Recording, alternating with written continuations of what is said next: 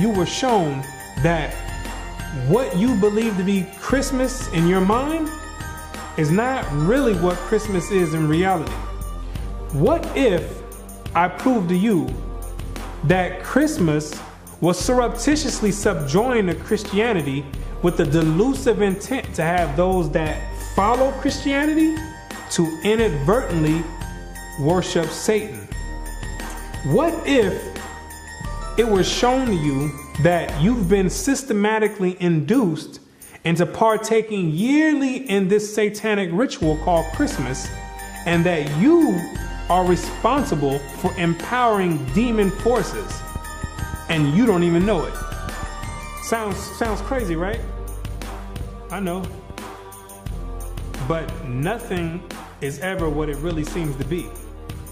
You see, the problem is you don't ask questions. You just go with the flow, right? You've been taught to just do as others do. You've been programmed to go with the program. For example, let me ask you a question. Why do you bring a tree in your house on December 25th? What does that signify? What does it mean? What is the reason you do it? The answer is you don't know. Let me ask you another one. What is the reason that you take that same tree that you don't know why you brought in your house and you deck it with silver, with gold, and various other ornaments? What does it mean? Why do you do it? The answer is you don't know. What is the reason you put that star on the top of that tree for? What does it mean? You don't know. What are you kissing somebody under a mistletoe for? You don't know. So now, with that being said, what you need to do is sit down and lend me your ear for a few minutes so you can understand why you do these things. You can get the origin of these things, and then you can consciously decide if you want to continue doing it or if you want to do away with it. Because you have been naively beguiled into worshiping Satan, and I'm going to show you exactly how Satan infiltrated Christianity with Christmas.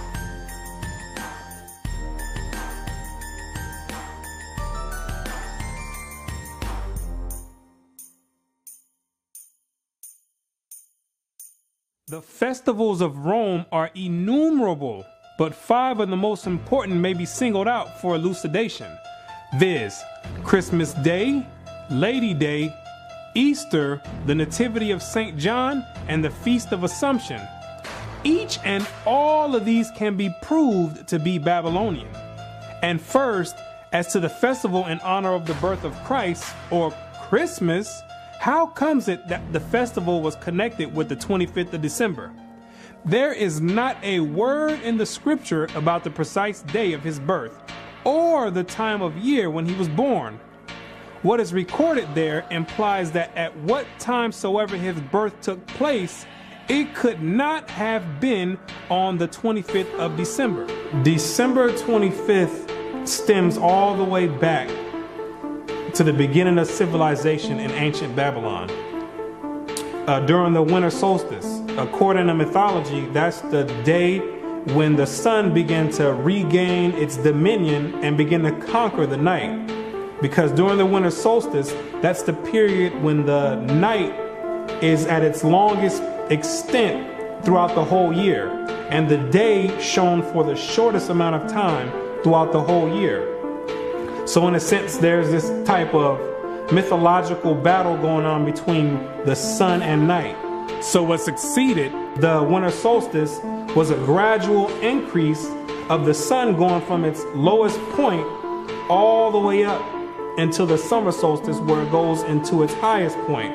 So the pagans back then took that as a sign that the sun was beginning to regain dominance over the night, and they began to make deities out of it. So for instance, you have the Egyptian god Horus. who was born on the winter solstice of December 25th. You have the Greek god Helios, who was born on the winter solstice of December 25th. You have the Greco-Roman god Apollo, who was born on December 25th. You got the Hindu god Mithra, who also was born on December 25th. And you got the demon of all demons, the deity named after Nimrod, Baal, who after Nimrod's death, he was deified by his mother Semiramis and turned and claimed that he became the sun god. He also was born on December 25th. The scholars know, and all the elite know, that December 25th has always been used as a pagan day to conjure up spirits and demons. It's always been used that way. So now what they did was take the Bible and infiltrate it and then put the name Christ over it and got the whole world conjuring up spirits and empowering demons on December 25th, when it has nothing to do with the birth of Christ at all. At the time that the angel announced his birth to the shepherds of Bethlehem, they were feeding their flocks by night in the open fields. Now, no doubt the climate of Palestine is not so severe as the climate of this country, but even there, though the heat of day be considerable, the cold of the night from December to February is very piercing, and it was not the custom for the shepherds of Judea to watch their flocks in the open fields later than about the end of October. What the Bible does say is that during the time of Christ's birth, the shepherds were outside feeding the flocks and grazing them by nighttime. And anybody in their right mind will tell you that there's no way shepherds are going to be outside in the dead of winter grazing flock in the blistering cold.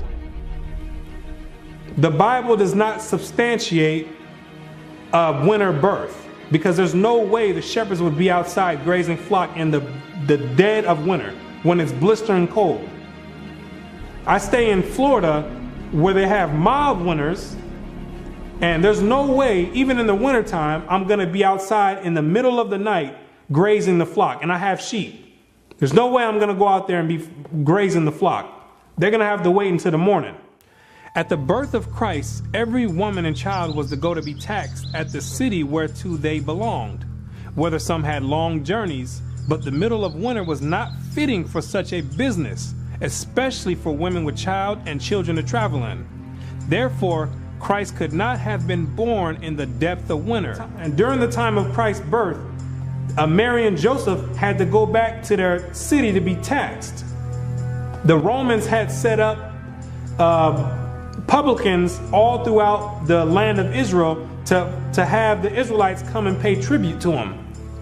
And there's no way in the world that the Romans would have set up a taxation time during the dead of winter, because back then they didn't have cars and stuff where you can jump in with a heater. People had to walk and had to go out however means necessary, but they didn't have heaters with them. So in the dead of winter, when it's blistering cold, that would not be a beneficial and an appropriate time to have people come all the way back to get taxed in their own cities. Zondervan Bible Compact Dictionary. Christmas, the anniversary of the birth of Christ, and its observance celebrated by most Protestants and by Roman Catholics on December 25th, by Eastern Orthodox churches on January 6th, and by the Armenian Church on January 19th. The first mention of its observance on December 25th is in the time of Constantine, about AD 325. The date of Christ's birth is not known. The scholars themselves know that Christ was not born on December 25th. They know that for a fact. That's factual to them. But what happens is the government sets up preachers to go out and tell you some fabricated lie and have you teaching and participating in satanic rituals while they sitting back twirling their thumbs because they know that they know the truth already. And while you over there conjuring up demons, they sitting back laughing, enjoying it, and getting power. Constantine himself knew when he set it up that Christ was not born on December 25th. He knew that. He knew that it was a pagan ritual that was passed down from the Babylonians to the Egyptians, to the Greeks, all the way down to the Romans. And that all he was going to do was compile it together and have all the Christians thinking that they worship in Christ, when he knew good and well that it had nothing to do with the birth of Christ. The governmental system today knows that it has nothing to do with Christ, but they're not going to say anything. They write it in the books, but they're not going to say anything because you are conjuring up spirits and giving power to the demonic forces that rule the earth. How then did the Roman Church fix on December the 25th as Christmas Day? Why thus, long before the 4th century and long before the Christian era itself, a festival was celebrated among the heathen at that precise time of the year, in honor of the birth of the son of the Babylonian Queen of Heaven. During the time of the Romans, they had a celebration during the same time of the year in December called the Saturnalia, where they would walk around and give each other gifts, sing songs, and have a bunch of orgies, a freak fest. It started out with 2 days, from December 17th to December 19th. Then it was extended to a week.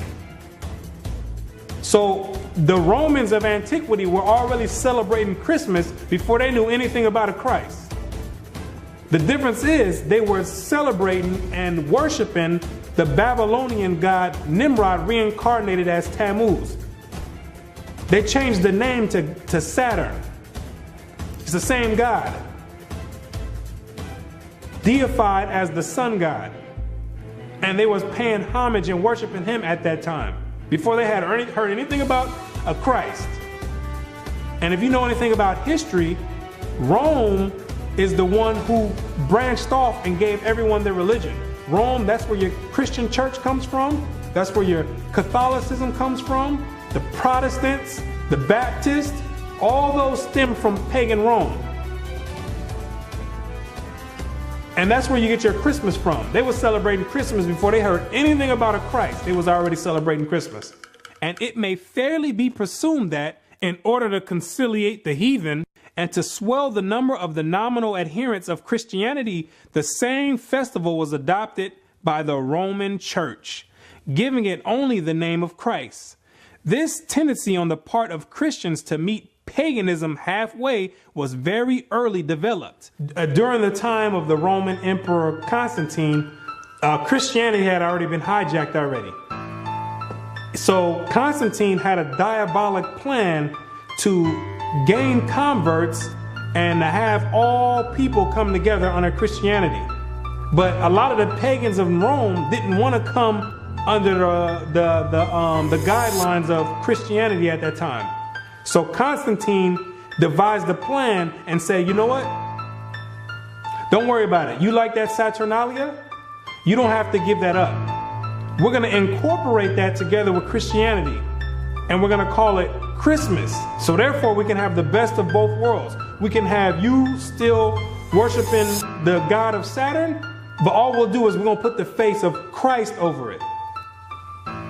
And when the pagans heard that, they're like, well, we're on board then. If we can still continue to do Saturnalia, then we have no problem joining forces with the Christians. Because Saturnalia was the way that Christmas is celebrated today. That's how large of a scale Saturnalia was. It was the most prominent festival of the Romans back then. And we find Tertullian, even in his day, about the year 230, bitterly lamenting the inconsistency of the disciples of Christ in this respect, and contrasting it with the strict fidelity of the pagans to their own superstitions. By us, says he, who are strangers to the Sabbaths and new moons and festivals once acceptable to God, the Saturnalia, the feast of January, the Brumalia, and Matronalia are now frequented. Gifts are carried to and fro. New Year's Day presents are made with din, and sports and banquets are celebrated with uproar. Oh, how much more faithful are the heathen to their religion, who take special care to adopt no solemnity from the Christians. Upright men strive to stem the tide, but in spite of all their efforts, the apostasies went on till the church, with the exception of a small remnant, was submerged under pagan superstition. Christianity had already been infiltrated heavily by Satan. They already started changing the day of worship. They switched it from the Sabbath day, which is Friday sundown to Saturday sundown, and they changed it to Sunday. The Romans did, another pagan day. The Most High commanded to worship on the Sabbath day, and that's what they did, the Israelites did during the time of Christ, pre-Constantine. And they end up changing it and adding pagan days to it, which is Sunday, the worship of the sun. They had already started switching up the doctrines, and there was a few good men that were actually left that upheld the actual true doctrine of Christ in its true essence. And after a while, so much paganistic rituals and customs flooded in Christianity that the men who actually upheld the original doctrine, they ended up getting flooded out, because the pagans already overflowed the Christian church. That Christmas was originally a pagan festival is beyond all doubt. The time of year and the ceremonies with which it is still celebrated prove its origin. In Egypt, the son of Isis, the Egyptian title for the Queen of Heaven, was born at this very same time, about the time of the winter solstice. The very name by which Christmas is popularly known among ourselves, Yule Day, proves at once its pagan and Babylonian origin. Yule is the Chaldee name for an infant or little child, and its 25th of December was called by our pagan Anglo-Saxon ancestors Yule Day, or the Child's Day, and the night that preceded it, Mother Night, long before they came in contact with Christianity. That sufficiently proves its real character.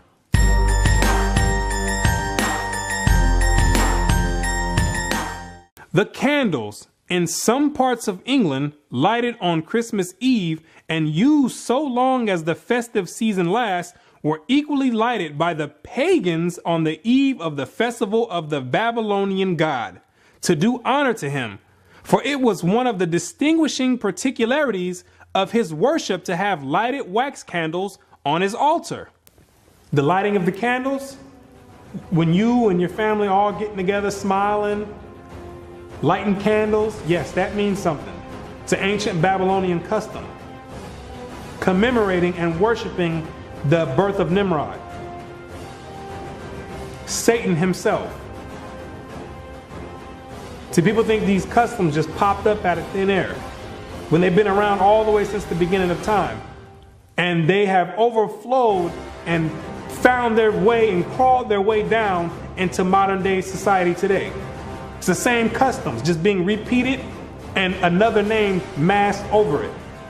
Back then, it was Babylon. Today, it's masked with Christ. It's the same exact custom. Same ritual, same custom, same worship.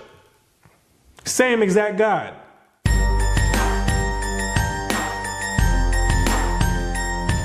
The Christmas tree, another paganistic custom and ritual that stems all the way back to ancient Babylon. It's the same exact God that worked his way all the way through and made his way all the way up to Christianity. It's the same exact deity. Most Christians don't even know that the Christmas tree is in the Bible. God condemns dealing with the Christmas tree. It's an abomination. He tells you not to deal with it. Any Christian that has read the Bible, the reason you don't know it's in the Bible because you've never read the Bible.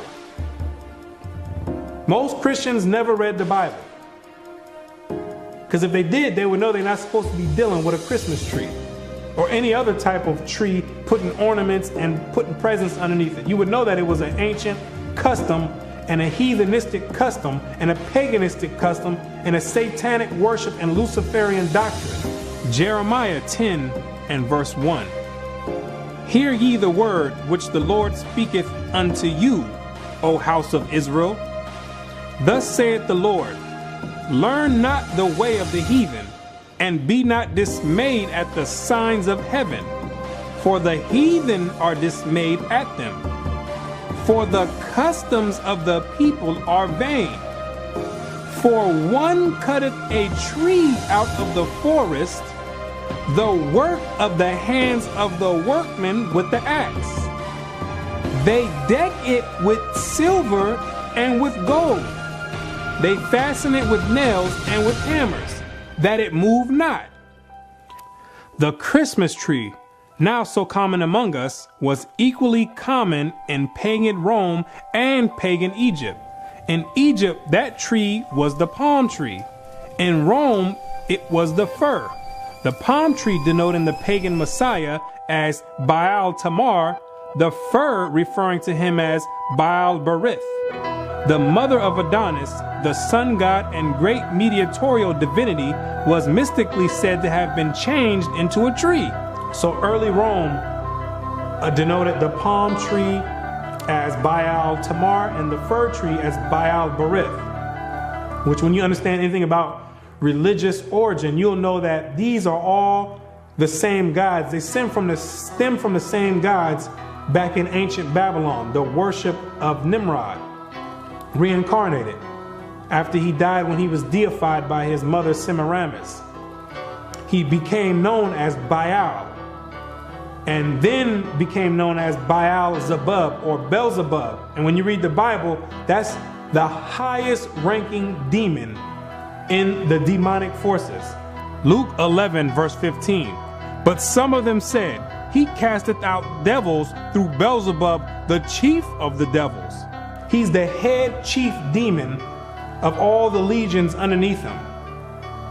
So when you have this tree in your house, the Christmas tree, you dealing on a high level of satanic worship, whether you know it or not. You dealing directly with Satan himself by participating in that satanic ritual that you do yearly. You conjuring up spirits right there. You conjuring directly. That tree is the direct porthole to Satan himself, the Beelzebub. The Christmas tree, as has been stated, was generally at Rome a different tree, even the fir. But the very same idea as was implied in the palm tree was implied in the Christmas fir. For that covertly symbolized the newborn God as Baal Berith, Lord of the covenant, and thus shadowed forth the perpetuity and everlasting nature of his power. Not that after having fallen before his enemies, he had risen triumphant over them all. Therefore, the 25th of December, the day that was observed at Rome as the day when the victorious God reappeared on earth and held at the Natalis Invictus Solis, the birthday of the unconquered sun. Now the Yule log is the dead stock of Nimrod, deified as the sun god, but cut down by his enemies. The Christmas tree is Nimrod redivivus, the slain god come to life again. So the Yule log is representation of Nimrod being chopped down, his death. Then you put the Yule logs into the fire. Most people don't do that part of the ritual because most you don't have a fireplace to put it in. If you got money in your own place and an actual fireplace, those are the ones that partake into that ritual. Then after that Yule log gets burnt, then on Christmas Day represents the reincarnation of Nimrod, which is the tree, the Christmas tree with the presents underneath it, because the legend has it that after Nimrod was reincarnated, he'd come in the nighttime and leave presents underneath the tree. So it's a whole ritual that's being done, and you don't have any idea why you're doing it. You completing a whole satanic ritual, and you have no idea why you're doing it. You're getting socially programmed to partake in this demonic custom, and you have no idea why you're doing it. So the hypnosis starts right after you finish at the end of November. And you get bombarded with all type of Christmas carols and Christmas movies and lights, different colors. And it's very obvious that Christmas has nothing to do with the birth of Christ. Because every store you go to Walmart, Walgreens, all you're going to hear is Rudolph the Red-Nosed Reindeer. What does that have to do with the birth of Christ? You're going to hear Santa Claus is coming to town. What does that have to do with the birth of Christ? And then on top of that, they mix in a small portion of religious belief just to mask it over and to cause confusion and make some people believe like, okay, you know what? Maybe it does have something to do with Christ. When at all that is a delusion and a disguise to what they have you doing already. They building you up to finish, to complete this ritual at the end of the month. So they start all the way from November with the hypnosis, and you like a walking zombie. They implant it in your mind and working on sending vibrations and signals into your brain waves, and getting you prepared to participate in this ritual. And everybody gets all hyped up and ramped up to do it, when you don't have any idea you're about to participate in a satanic ritual on a very high level.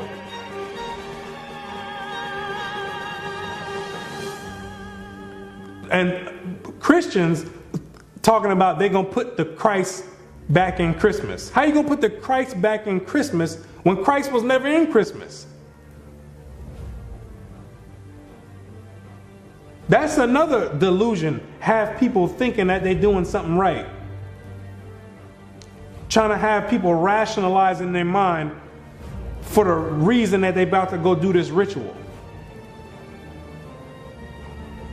Well, maybe I could just say it's the worship of Christ. No, it's not the worship of Christ. It has nothing to do with Christ, and it's self-evident.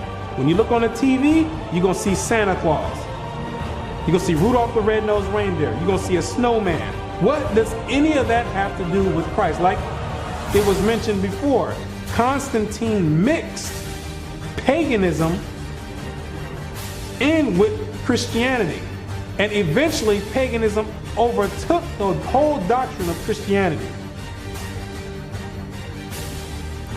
It flooded the Christian doctrine until there was no more remains of the actual origin of the Christian doctrine.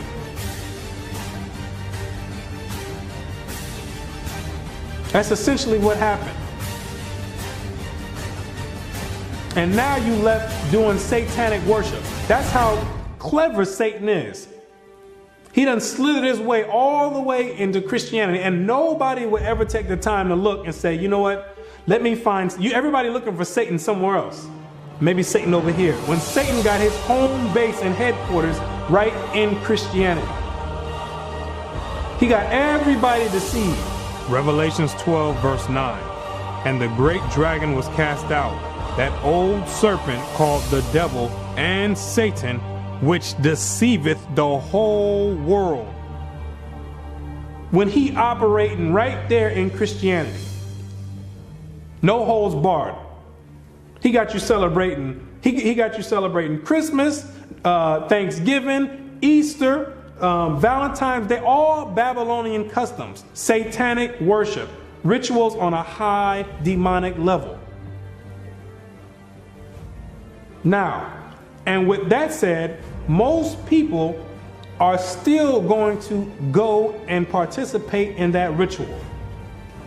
With everything being said, and they're going to try to rationalize it in their mind and make an excuse and try to say, oh, well, I'm doing it because of the family.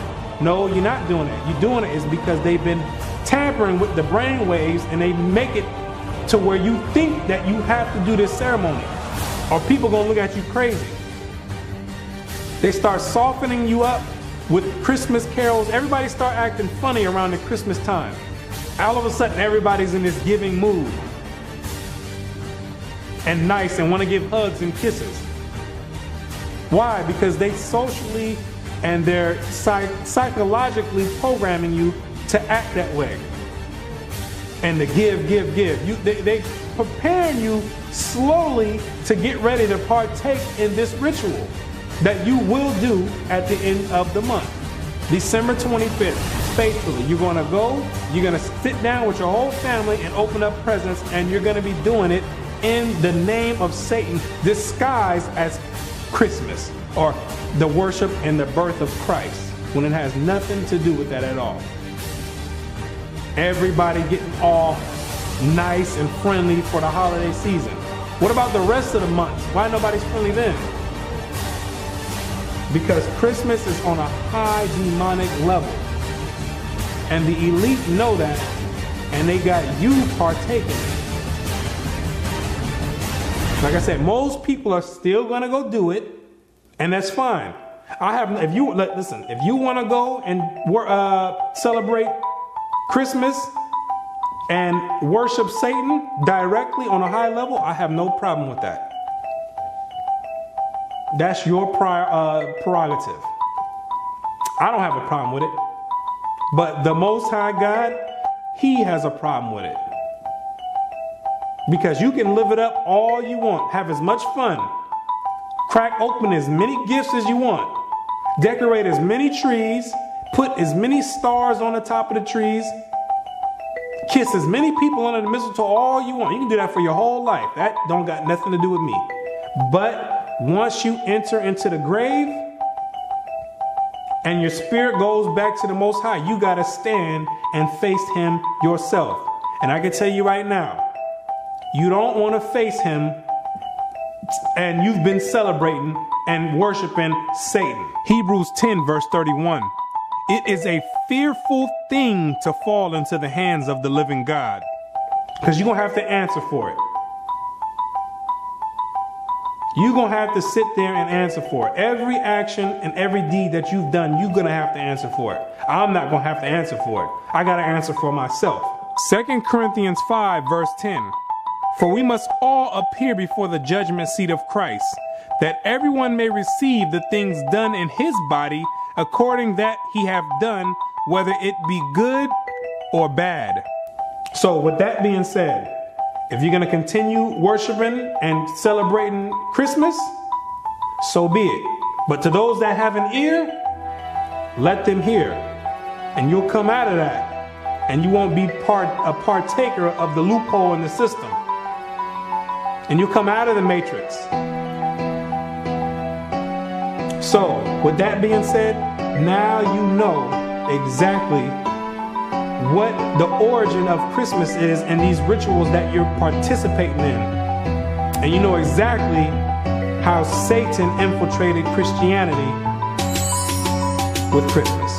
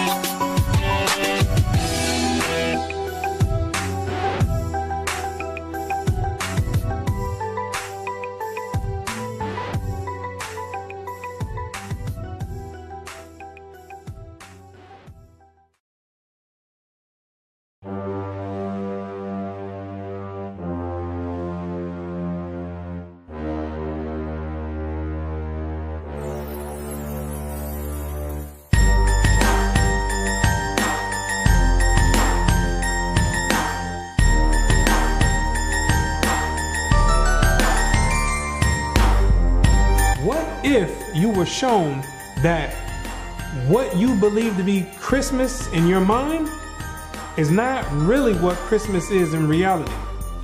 What if I proved to you that Christmas was surreptitiously subjoined to Christianity with the delusive intent to have those that follow Christianity to inadvertently worship Satan? What if it was shown to you that you've been systematically induced into partaking yearly in this satanic ritual called Christmas, and that you are responsible for empowering demon forces, and you don't mean? Why do you do it? The answer is, you don't know. What is the reason you put that star on the top of that tree for? What does it mean? You don't know. What are you kissing somebody under a mistletoe for? You don't know.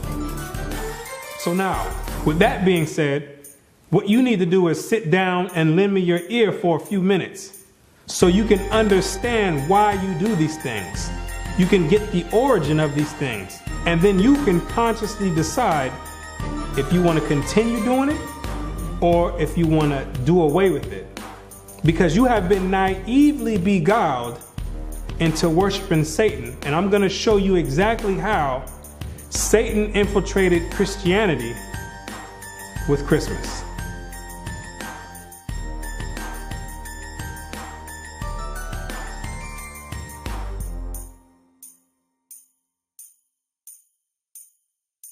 The festivals of Rome are innumerable, but 5 of the most important may be singled out for elucidation, viz. Christmas Day, Lady Day, Easter, the Nativity of St. John, and the Feast of Assumption. Each and all of these can be proved to be Babylonian. And first, as to the festival in honor of the birth of Christ, or Christmas, how comes it that the festival was connected with the 25th of December? There is not a word in the scripture about the precise day of his birth or the time of year when he was born. What is recorded there implies that at what time soever his birth took place, it could not have been on the 25th of December. December 25th stems all the way back to the beginning of civilization in ancient Babylon. During the winter solstice, according to mythology, that's the day when the sun began to regain its dominion and begin to conquer the night.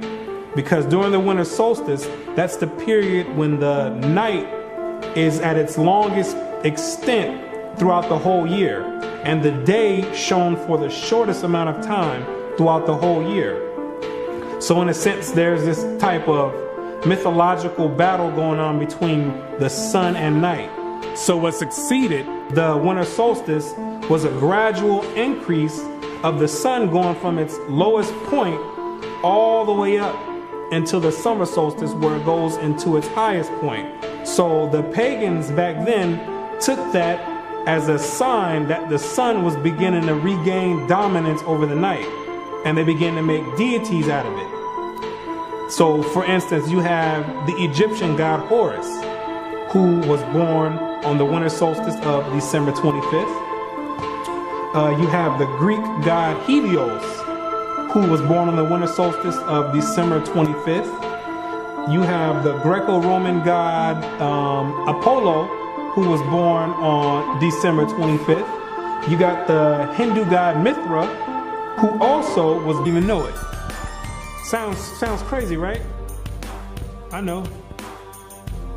But nothing is ever what it really seems to be. You see, the problem is you don't ask questions. You just go with the flow, right? You've been taught to just do as others do. You've been programmed to go with the program. For example, let me ask you a question. Why do you bring a tree in your house on December 25th? What does that signify? What does it mean? What is the reason you do it? The answer is you don't know. Let me ask you another one. What is the reason that you take that same tree that you don't know why you brought in your house and you deck it with silver, with gold, and various other ornaments? What does it mean?